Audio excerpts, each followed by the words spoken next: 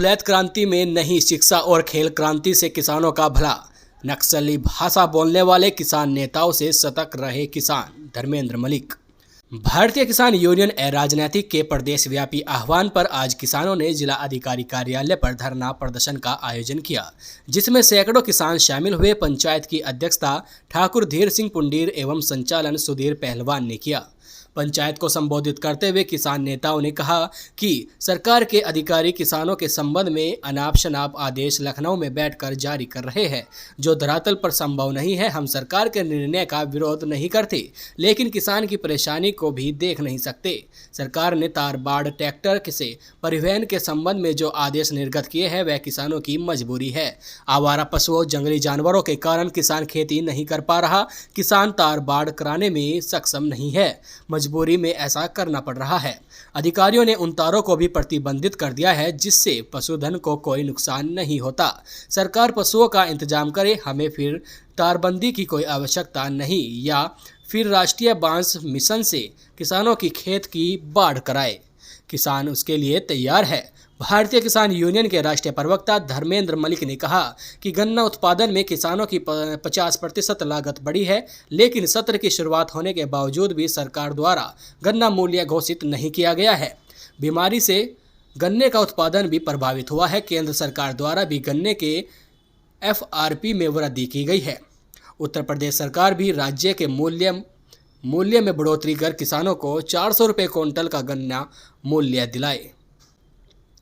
Bajaj sugar mill द्वारा भुगतान नहीं किया जा रहा है, ऐसे चीनी मिल के विरुद्ध प्राथमिकी दर्ज कर चीनी मिल मालिकों को जेल भेजा जाए। वहीं उन्होंने कहा कि कुछ किसान नेता भी किसानों को बुलेट क्रांति जैसी बात कर गुमराह कर रहे हैं। मेरा किसानों से भी निवेदन है कि अपने बच्चों को शिक्षा क्रांति की ओर ले जाए। बुलेट क्रांति से अपने बच्चों को नक्सली बनाना हमारा उद्देश्य नहीं है। हम सरकार के खिलाफ पहले से ही संघर्ष करते रहे हैं और इस संघर्ष को हम अहिंसात्मक रूप से आगे बढ़ाएंगे।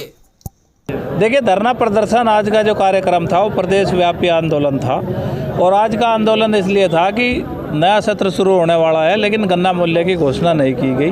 केंद्र सरकार द्वारा भी 15 रुपये की वृद्धि की गई है। तो हम ये चाहते हैं कि उत्तर प्रदेश में पिछले साल कुछ रेट बढ़ा था, वो भी चुनाव का दबाव था, उससे 2-3 साल पहले रेट नहीं बढ़ाया गया। तो जिस तरह से जिस वृद्धि महंगाई में हुई है, उसी अनुपात में कम से कम 400 रुपये कुंटल गन्ने का मूल्य घोषित किया जाए।